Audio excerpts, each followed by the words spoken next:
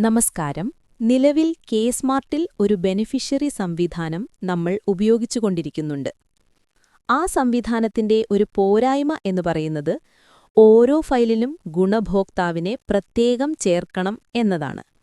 ഇതിനെ ഒരു പരിഹാരം എന്ന നിലയിൽ ബെനിഫിഷ്യറി മോഡ്യൂൾ എന്ന ഒരു പുതിയ സംവിധാനം കെ-സ്മാർട്ടിൽ കൊണ്ടുവന്നിട്ടുണ്ട്. ഇതെങ്ങനെ ഉപയോഗിക്കാം എന്ന് നമുക്ക് നോക്കാം. അതിനായി നമ്മളുടെ ലോഗിനിലുള്ള സർവീസസ് എന്ന മെനുവിൽ ഡിജിറ്റൽ ഫയൽ മാനേജ്മെന്റ് സിസ്റ്റത്തിൽ ബെനിഫിഷ്യറി എന്ന ഒരു കാർഡ് പുതിയതായി വന്നിട്ടുണ്ട്. ഈ കാർഡിലുള്ള ഓപ്ഷനുകളാണ്: 1. Create beneficiary, 2. Beneficiary list, 3. Bulk approval എന്നിവ. പുതിയതായി ഒരു ഗുണഭോക്താവിനെ കെ-സ്മാർട്ടിൽ ചേർക്കുന്നതിന് ക്രിയേറ്റ് ബെനിഫിഷ്യറി എന്ന മെനു ക്ലിക്ക് ചെയ്യുക. ഇതിൽ 2 രീതിയിലുള്ള ഗുണഭോക്താവിനെ ചേർക്കാൻ പറ്റും. 1. വ്യക്തിഗത ഗുണഭോക്താവ്, 2. ഗുണഭോക്തൃ സ്ഥാപനം. വ്യക്തിഗത ഗുണഭോക്താവിനെ ചേർക്കുന്നതിനായി ആധാർ നമ്പറും ആധാറിലുള്ള പേരും നൽകിയ ശേഷം ഓഥന്റിക്കേഷൻ എന്ന ബട്ടണിൽ ക്ലിക്ക് ചെയ്യുക. പൂർത്തിയായിക്കഴിഞ്ഞാൽ ആധാറിലുള്ള വിവരങ്ങൾ സ്ക്രീനിലേക്ക് വരുന്നതാണ്. അതിൽ മറ്റുള്ള വിവരങ്ങൾ കൂടി ചേർത്ത് ഗുണഭോക്താവിനെ സേവ് ചെയ്യാവുന്നതാണ്.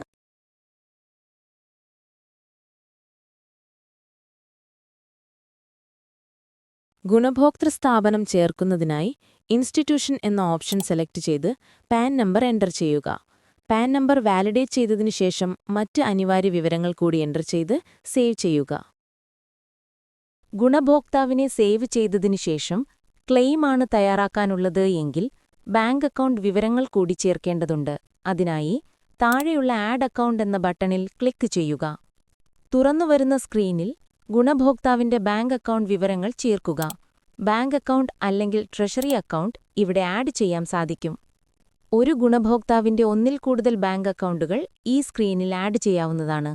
ഗുണഭോക്താവിന്റെ വിവരങ്ങളെല്ലാം എൻ്റർ ചെയ്തതിനു ശേഷം ആ ഗുണഭോക്താവിനെ അപ്രൂവ് ചെയ്യേണ്ടതായിട്ടുണ്ട്. അതിനായി താഴെയുള്ള അപ്രൂവ് എന്ന ബട്ടണിൽ ക്ലിക്ക് ചെയ്യുക. ഒരു കൺഫർമേഷൻ മെസ്സേജ് വരും. അതിൽ യെസ് എന്ന് കൊടുക്കുക.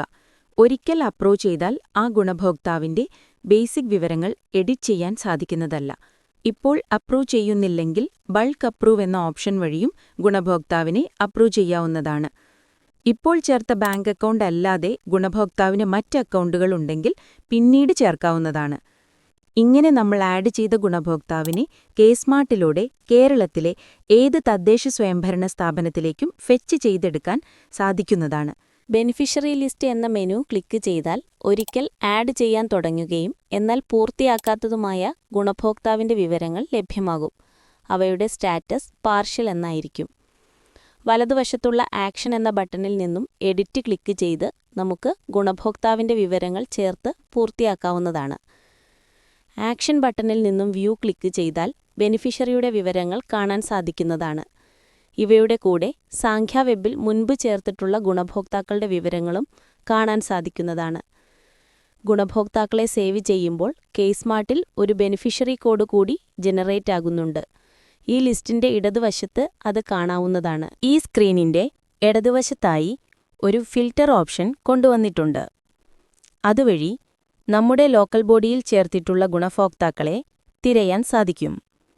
അതിലെ ഗ്ലോബൽ സെർച്ച് വഴി മറ്റു ലോക്കൽ ബോഡിയിൽ നിന്നും ചേർത്തിട്ടുള്ള ഏതു ഗുണഭോക്താവിനെയും തിരയാൻ സാധിക്കുന്നതാണ്. ബെനിഫിഷ്യറി എന്ന കാർഡിൽ ബൾക്ക് അപ്രൂവ് എന്ന മെനു ക്ലിക്ക് ചെയ്താൽ അപ്രൂവ് ചെയ്യാത്ത ഗുണഭോക്താക്കളെ അവിടെ ലിസ്റ്റ് ചെയ്യുകയും എല്ലാവരെയും ഒരുമിച്ച് അപ്രൂവ് ചെയ്യാനും സാധിക്കുന്നതാണ്. കെ-സ്മാർട്ടിൽ ചേർത്തിട്ടുള്ള ഗുണഭോക്താക്കളെ അപ്രൂവ് ചെയ്തെങ്കിൽ മാത്രമേ ഫയലിൽ ലിങ്ക് ചെയ്യാൻ സാധിക്കുകയുള്ളൂ. അതുകൊണ്ട് ഗുണഭോക്താക്കളെ ചേർക്കുന്ന സ്ക്രീനിൽ തന്നെ അപ്രൂവ് ചെയ്യുകയോ അല്ലെങ്കിൽ ബൾക്ക് അപ്രൂവ് എന്ന മെനു വഴിയോ അപ്രൂവ് ചെയ്യേണ്ടതാണ്. ഇനി അപ്രൂവ് ചെയ്ത ഒരു ഗുണഭോക്താവിനെ ഫയലിലേക്ക് ലിങ്ക് ചെയ്യുന്നത് എങ്ങനെയെന്ന് നോക്കാം.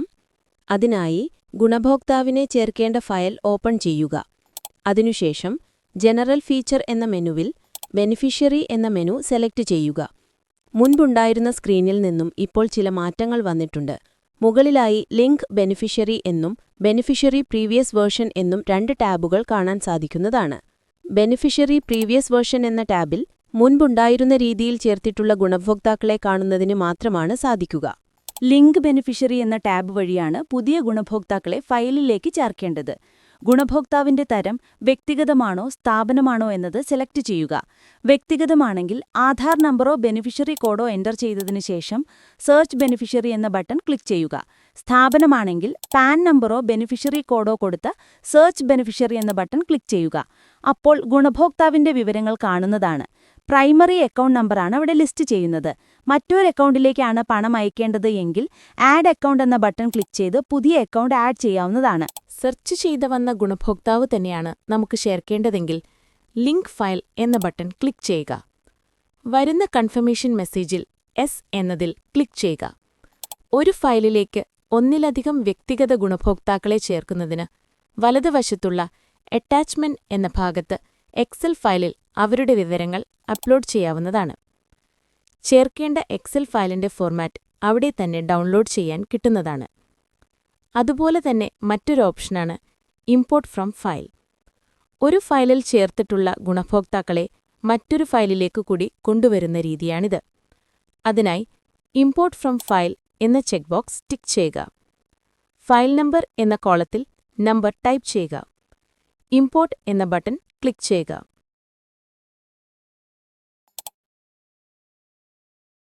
ഗുണഭോക്താക്കളെ ലിങ്ക് ചെയ്താൽ താഴെ ലിസ്റ്റ് ചെയ്യുന്നതാണ്. ആക്ഷൻ ബട്ടണിൽ അക്കൗണ്ട് ചേഞ്ച് എന്നതിൽ ക്ലിക്ക് ചെയ്താൽ ഗുണഭോക്താവിന് ഒന്നിൽ കൂടുതൽ അക്കൗണ്ട് ഉണ്ടെങ്കിൽ പ്രൈമറി അക്കൗണ്ട് മാറ്റി ആവശ്യമായ അക്കൗണ്ട് തിരഞ്ഞെടുത്തതിനു ശേഷം അപ്ഡേറ്റ് ബട്ടൺ ക്ലിക്ക് ചെയ്താൽ അത് പ്രൈമറി അക്കൗണ്ടായി മാറുന്നതാണ്. ആഡ് അക്കൗണ്ടിൽ ക്ലിക്ക് ചെയ്താൽ പുതിയ അക്കൗണ്ട് ചേർക്കുന്നതിന് സാധിക്കും. അക്കൗണ്ട് ചേർത്തതിനു ശേഷം സബ്മിറ്റ് ബട്ടൺ ക്ലിക്ക് ചെയ്യുക. വ്യൂ ബട്ടൺ ക്ലിക്ക് ചെയ്താൽ ഗുണഭോക്താവിന്റെ വിവരങ്ങൾ കാണാവുന്നതാണ്.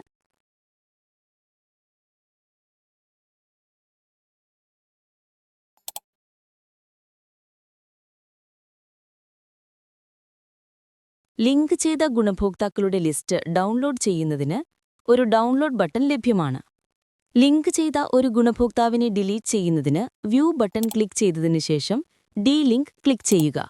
അപ്പോൾ വരുന്ന കൺഫർമേഷൻ മെസ്സേജിൽ യെസ് ക്ലിക്ക് ചെയ്യുക.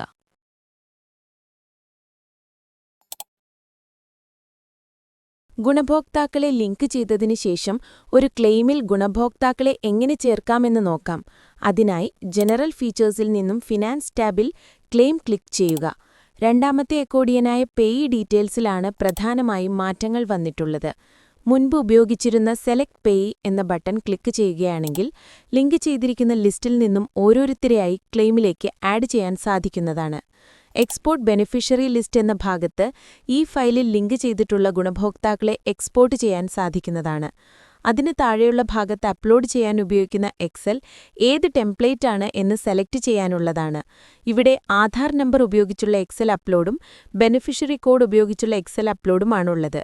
അതിന് താഴെയായി ആധാറുള്ള എക്സലിന്റെയും ബെനിഫിഷ്യറി കോഡ് ഉപയോഗിച്ചുള്ള എക്സലിന്റെയും സാമ്പിൾ ഫയലുകൾ ഡൗൺലോഡ് ചെയ്യാനുള്ള ഓപ്ഷനുണ്ട്. അതിന് താഴെ അപ്ലോഡ് ചെയ്യേണ്ട എക്സൽ സെലക്ട് ചെയ്യുന്നതിനുള്ള ഓപ്ഷനാണുള്ളത്. ചൂസ് ഫയൽ എന്ന ബട്ടൺ ക്ലിക്ക് ചെയ്ത് തയ്യാറാക്കി വച്ചിരിക്കുന്ന എക്സൽ ഫയൽ സെലക്ട് ചെയ്യുക. അപ്പോൾ എക്സൽ ഫയലിലുള്ള അത്രയും ഗുണഭോക്താക്കളുടെ ലിസ്റ്റും അവർക്ക് കൊടുക്കേണ്ട തുകയും ഈ ക്ലെയിമിലേക്ക് വരുന്നതാണ്. ക്ലെയിമിൽ ആഡ് ചെയ്തിരിക്കുന്ന ഗുണഭോക്താക്കളെ വലതുവശത്തുള്ള ഡിലീറ്റ് ബട്ടൺ ഉപയോഗിച്ച് ഡിലീറ്റ് ചെയ്യാവുന്നതാണ്. ബൾക്ക് ഡിലീറ്റ് എന്ന ഓപ്ഷനും ഇവിടെ ലഭ്യമാണ്. ക്ലെയിമിന്റെ മറ്റു വിവരങ്ങൾ കൂടി ചേർത്ത് വെരിഫയർക്ക് അയക്കാവുന്നതാണ്. ക്ലെയിമിൽ ബൾക്ക് ബെനിഫിഷ്യറി ആഡ് ചെയ്യുന്നതിനെപ്പറ്റി മറ്റൊരു വീഡിയോയിൽ പറയാം.